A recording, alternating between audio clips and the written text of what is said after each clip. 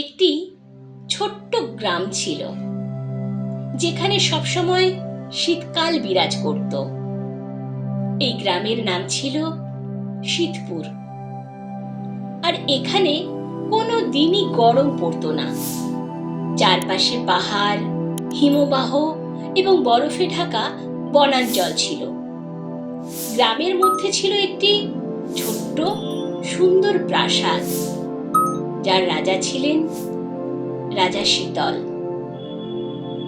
রাজা শীতল ছিলেন খুব ভালো মানুষ, কিন্তু একটাই সমস্যা ছিল, তার রাজ্যে কখনো গরম আসেনি। রাজার দেহে ছিল এক ধরনের বিশেষ জাদু, যা তার রাজ্যে শীতকালের অবস্থা স্থায়ী করত।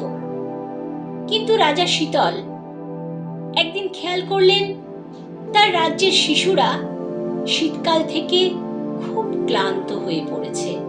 তারা ঠিকমতো খেলতে পারত না, কাঁপতে কাঁপতে ঘরের মধ্যে বসে থাকত।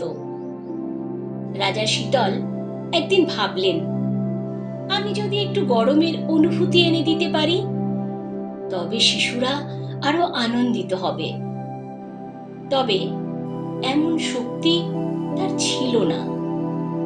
রাজা শীতল সিদ্ধান্ত নিলেন, তিনি জাদুর রাজ্যে যাবেন, যেখানে এমন শক্তি লুকিয়ে আছে যা তাকে গরমের অনুভূতি আনতে সাহায্য করতে পারে। একদিন সকালে রাজা শীতল তার প্রাসাদ ছেড়ে বেরিয়ে গেলেন। তিনি পা বাড়ালেন সেই অদ্ভুত জাদুর জগতে, যেখানে অনেক রহস্য লুকিয়ে ছিল। হিমবাহের মধ্যে হেঁটে রাজা শীতল পৌঁছালেন একটি সুন্দর রঙিন বাগানে, যেখানে একটি বিশাল ফুলের গাছ ছিল। ফুলের গাছটি হাসি দিয়ে বলল, কি ব্যাপার রাজা শীতল, তুমি তো কাঁপছো, কি চাও? রাজা শীতল বললেন, আমি চাই আমার রাজ্যে কিছু গরমের অনুভূতি নিয়ে আসতে। এখানে সব সময় শীতকাল থাকে, আর আমি চাই না শিশুদেরকে কাঁপতে থাকতে দিতে। গাছটি একটু চিন্তা করলো এবং তারপর বলল, তবে এই কাজ সহজ নয়। তোমাকে যেতে হবে আগুনের পাহাড়ে, যেখানে এক জাদুকরী আগুন বাস করে। সে তোমাকে সাহায্য করতে পারে। রাজা শীতল ধন্যবাদ জানিয়ে আগুনের পাহাড়ে যাওয়ার জন্য রওনা দিলেন। পথটি খুব কঠিন ছিল, কিন্তু রাজা শীতল অটল মনোবলে এগিয়ে চলল। অনেক দিন পরে তিনি আগুনের পাহাড়ে পৌঁছলেন। সেখানে এক বিশাল আগুনের ডানাওয়ালা এক জাদুকরী বসেছিল। রাজা শীতল এগিয়ে গিয়ে জিজ্ঞেস করলেন, জাদুকরী, তুমি কি আমাকে আমার রাজ্যে গরম এনে দিতে সাহায্য করবে? জাদুকরী হাসি দিয়ে বলল, আমি তোমার জন্য সাহায্য করতে পারি রাজা শীতল, কিন্তু তোমাকে আমার শর্ত মেনে চলতে হবে।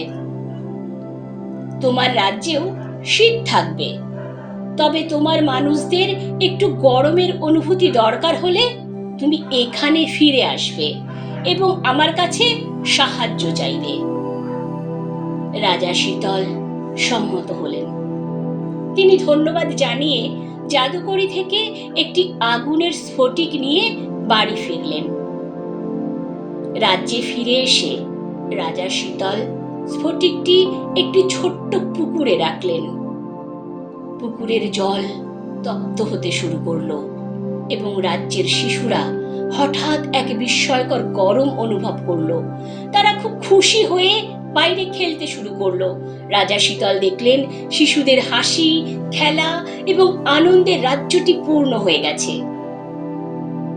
তবে রাজা শীতল জানতেন, এই গরম অনুভূতি স্থায়ী হবে না। সে প্রতিশ্রুতি রেখেছিল যে যখনই তার রাজ্যে আবার শীত লাগবে, তখন তাকে আবার আগুনের পাহাড়ে যেতে হবে। এদিন শিশুরা তাকে দেখে বলল, ধন্যবাদ রাজা শীতল, তুমি আমাদের জন্য এক আশীর্বাদ। রাজাজি শীতল হেসে বললেন, আমরা সবাই একসাথে ভালোবাসা এবং বন্ধুত্বে ভরা যদি থাকি, তবে কোনো কিছুই আমাদের ঠান্ডা বা গরমের অনুভূতিকে আটকাতে পারবে না। তারপর থেকে রাজা শীতল মাঝে মাঝে আগুনের পাহাড়ে গিয়ে শিশুদের জন্য গরম অনুভূতি নিয়ে আসতেন, কিন্তু কখনো তিনি ভুলতেন না শীত ও গরমের মধ্যে সঠিক ভারসাম্য রাখা।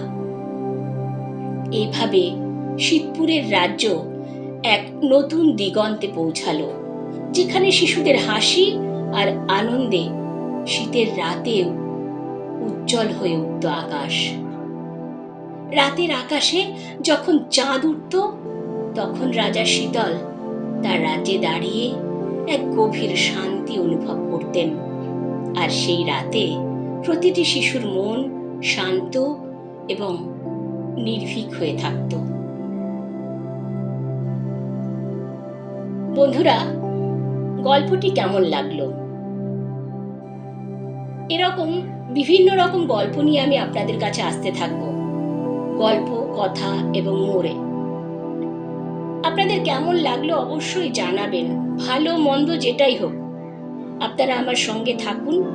এবং সেই সঙ্গে আরো একটি অনুরোধ রইল যে আপনাদের জানা যদি কোনো গল্প থাকে, সেটা ছোটদের হোক, ভয়ের হোক, যেরকমই হোক, মোট কথা সেটা ভালো গল্প হতে হবে। আপনারা সেটা পাঠান, ভালো লাগলে অবশ্যই সেটাও পাঠ করব। আপনারা সঙ্গে থাকুন, আমাকে সঙ্গে থেকে একটু সাহায্য করুন।